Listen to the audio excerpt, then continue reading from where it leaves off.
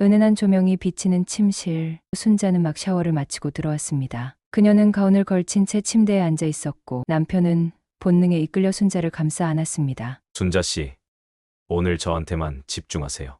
현우 씨, 벌써 이렇게 단단해지면 제가 부끄럽잖아요. 여보를 보면 저는 항상 이렇게 되네요. 오늘은 특별한 밤이 될 것 같아요.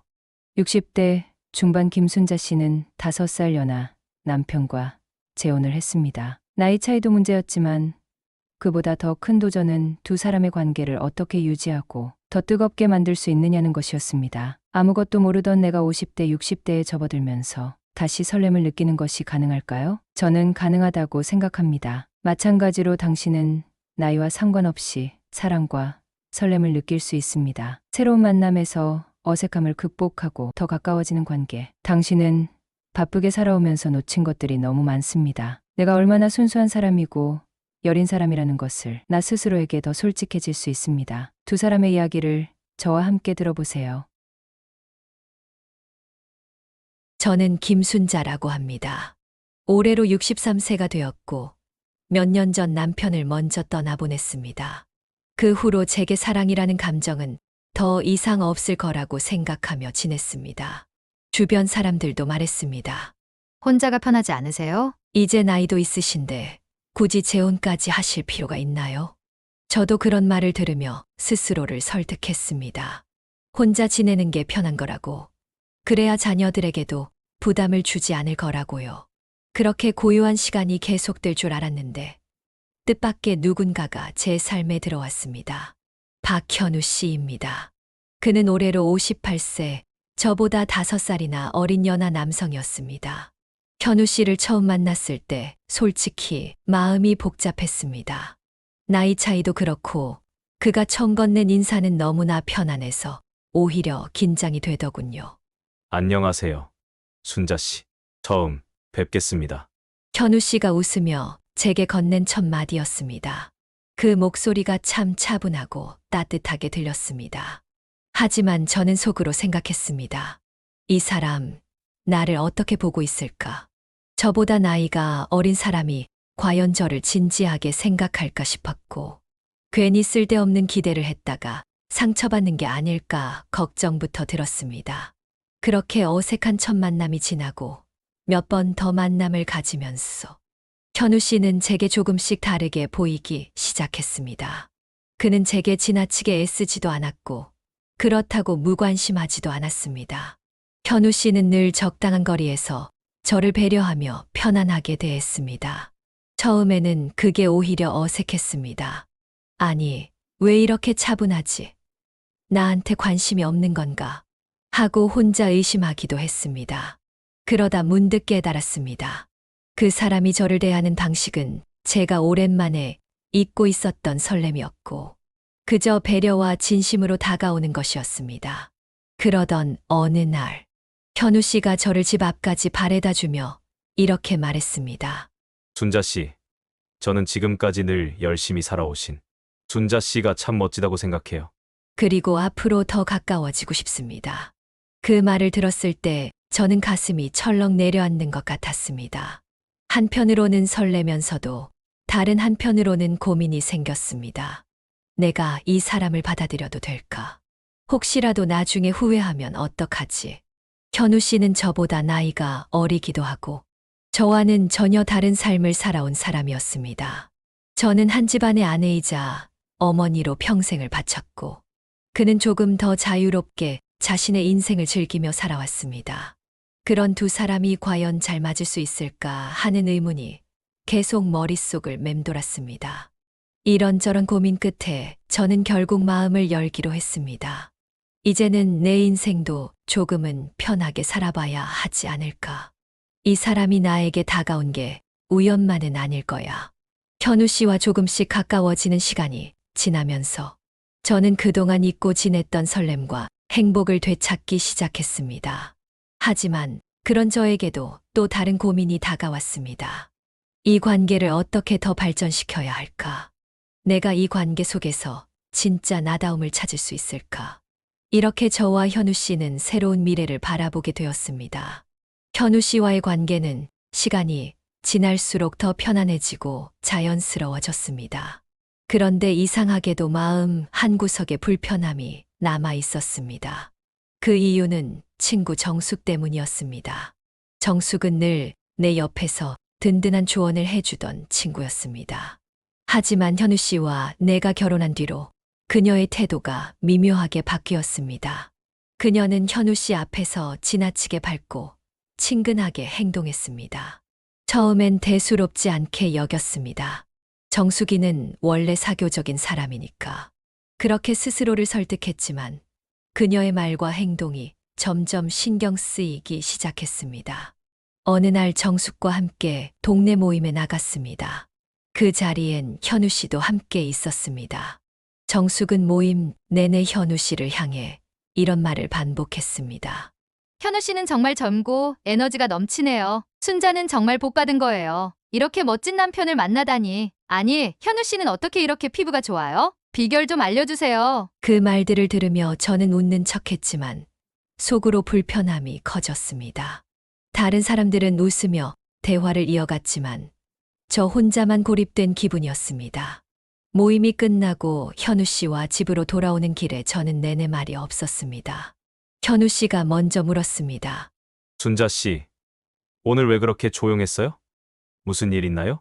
순간 모든 감정을 털어놓고 싶었지만 괜히 제가 민감하게 반응하는 건 아닐까 하는 생각에 그냥 넘어갔습니다. 아니에요. 그냥 조금 피곤해서 그래요. 그렇게 아무 일도 없던 것처럼 대답했지만 제 마음은 복잡했습니다. 정숙의 태도는 단지 그녀의 사교적인 성격 때문일까? 아니면 정말 내 남편에게 관심이 있는 걸까? 그리고 만약 그녀가 그런 의도를 가지고 있다면 나는 어떻게 해야 할까? 이런 생각들이 머릿속을 떠나지 않았습니다. 며칠 뒤 정숙이 갑자기 전화를 걸어왔습니다. 순자야, 시간 있으면 오늘 점심 같이 먹을래? 오랜만에 얘기도 하고. 저는 속으로 망설였지만 거절할 이유가 없어서 나가기로 했습니다. 식당에 도착하자마자 정숙은 밝은 표정으로 저를 반겼습니다. 요즘 현우 씨랑 잘 지내지? 참 보기 좋아 보여. 근데 현우 씨는 참 매력적이더라. 순자는 정말 운이 좋은 거야. 그 말을 듣는 순간 제 속이 갑갑해졌습니다. 왜 자꾸 현우 이야기를 할까? 정말 아무 의도가 없는 걸까? 그런데 정숙이 갑자기 이런 말을 했습니다. 아, 맞다. 내가 얼마 전에 현우 씨에게 작은 선물을 하나 했는데 받으셨나? 순간적으로 저는 어리둥절했습니다. 선물, 무슨 선물? 정숙은 아무렇지도 않은 듯 웃으며 대답했습니다. 아, 별건 아니야. 그냥 작은 와인 하나. 그분이 와인 좋아하신다고 해서. 제 머릿속은 복잡해졌습니다. 왜 내 남편에게 선물을 했을까? 그리고 왜 굳이 나에게 말하지 않고 현우 씨에게 직접 줬을까? 정숙의 행동은 점점 더 저를 불편하게 만들었습니다. 그날 집으로 돌아오는 길에 저는 마음을 가다듬으며 스스로에게 물었습니다. 내가 괜히 민감하게 반응하고 있는 걸까? 아니면 이건 분명히 문제가 있는 걸까? 그리고 또 하나의 질문이 떠올랐습니다. 현우 씨는 정말로 나를 사랑하고 있는 걸까? 그 의문이 머릿속에서 떠나지 않았습니다. 저는 그날 저녁부터 계속 뒤척였습니다. 정숙의 말과 행동이 떠오를 때마다 머릿속이 복잡했습니다. 왜 내 남편에게 선물을 했다고 굳이 나한테 얘기한 걸까? 그게 정말 별일 아니라고 믿어도 되는 걸까? 하지만 정숙과의 관계도 오래되었고 함부로 나쁜 의도로 단정 짓고 싶진 않았습니다. 현우 씨는 여느 때처럼 제게 다정했고 그런 그를 보면서도 저는 마음이 놓이지 않았습니다. 스스로도 이해가 안 될 만큼 답답했죠. 그래서 결국 제가 믿고 의지할 수 있는 또 다른 친구, 미숙이에게 고민을 털어놓기로 했습니다. 다음 날 미숙이와 함께 카페에 앉았습니다. 저는 조심스럽게 입을 열었습니다. 미숙아, 나 솔직히 좀 이상한 생각이 들어. 미숙이는 저를 보며 고개를 끄덕였습니다. 왜, 뭔 일이야? 무슨 문제 생겼어? 저는 정숙과 있었던 일들을 하나하나 털어놓았습니다. 모임에서 정숙이 했던 말들, 현우 씨에게 선물을 했다는 이야기, 그리고 정숙이 자꾸만 현우 씨 이야기를 꺼내는 것이 불편했다고 솔직하게 말했습니다. 미숙이는 한참 동안 제 이야기를 듣더니 커피잔을 내려놓으며 말했습니다. 순자야, 내가 보기엔 너 지금 괜히 불안해하는 것 같아. 그 말에 저는 당황한 듯 되물었습니다. 불안해한다고? 미숙이는 고개를 끄덕이며 말을 이었습니다. 생각해봐. 정숙이가 그런 식으로 행동했다는 게 신경 쓰이는 건 이해해. 근데 너 현우 씨 믿지 못하겠어. 그 말에 저는 잠시 멍해졌습니다. 현우 씨를 내가 정말 믿고 있는 걸까? 미숙이는 말을 이어갔습니다. 순자야, 정숙 같은 사람한테 신경 쓰지 마. 그 사람은 원래 누구 앞에서도 주목받고 싶어 하는 성격이잖아. 내가 너무 예민해질 필요 없어. 그리고 중요한 건 현우 씨가 너를 얼마나 사랑하고 있는지잖아. 그걸 믿어야지. 그 말을 듣는 순간 가슴이 찌릿했습니다. 그래, 미숙이 말이 맞아. 내가 정숙의 행동에만 집중하느라 진짜 중요한 걸 잊고 있었구나. 저는 그날 미숙이와 이야기를 나누며 마음을 정리하기 시작했습니다. 현우 씨를 믿기로요. 그리고 이 문제에 대해 솔직하게 대화를 나눠보기로 결심했습니다. 며칠 뒤 현우 씨와 함께 저녁을 먹던 중이었습니다. 그는 제 표정을 보더니 말했습니다. 순자 씨, 요즘 무슨 일이 있어요? 무슨 생각하는지 다 보여요. 그 말을 들으니 순간 눈물이 날 뻔했습니다. 저는 웃으며 얼버무렸습니다. 그냥 이것저것 생각이 많았어요. 하지만 현우 씨는 다정한 표정으로 제 손을 잡고 말했습니다. 순자 씨, 그냥 생각 말고 다 얘기해 주세요. 제가 듣고 싶으니까. 그 말에 저는 조금씩 제 마음을 털어놓기 시작했습니다. 정숙과의 대화에서 느꼈던 불편함, 그리고 제가 괜히 현우 씨와 정숙 사이를 의심했던 마음까지 솔직히 말했습니다. 현우 씨는 제 말을 다 듣고는 한참 동안 아무 말도 하지 않았습니다. 그리고 이내 조용히 웃으며 말했습니다. 순자 씨, 걱정하지 말아요. 저는 언제나 순자 씨 편이에요. 정숙이 뭐라고 하든 저는 순자 씨가 제게 가장 소중한 사람이라는 걸 변함없이 느껴요. 그 말을 듣는 순간 저는 마음이 한결 편안해졌습니다. 그리고 확실히 깨달았습니다. 문제를 풀기 위해선 내 감정을 숨기는 게 아니라 솔직하게 드러내고 믿음을 확인하는 것이 중요하다는 사실을요. 저는 그날 밤이 특별했으면 좋겠다고 생각했습니다. 단지 현우 씨를 위해 준비한 저녁 식사 때문만은 아니었습니다. 내가 여전히 사랑받을 가치가 있는 사람이라는 걸, 그리고 그도 나와 같은 마음이라는 걸 확인하고 싶었기 때문이었습니다. 식탁에 앉아 와인을 한 모금 마시고 있던 현우 씨가 조용히 제 손을 잡았습니다. 그 손길이 너무 부드러워서 순간 가슴이 두근거렸습니다.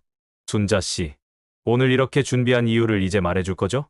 그가 고개를 살짝 기울이며 웃었습니다. 평소와 똑같은 다정한 미소였는데도 오늘은 이상하게도 제 마음을 더 설레게 했습니다. 그냥 당신과 이런 시간을 가져보고 싶었어요. 당신과 나, 우리 둘만의 시간요. 제 말에 현우 씨는 잠시 조용히 웃더니 잔을 내려놓고 천천히 자리에서 일어나 제 앞으로 다가왔습니다.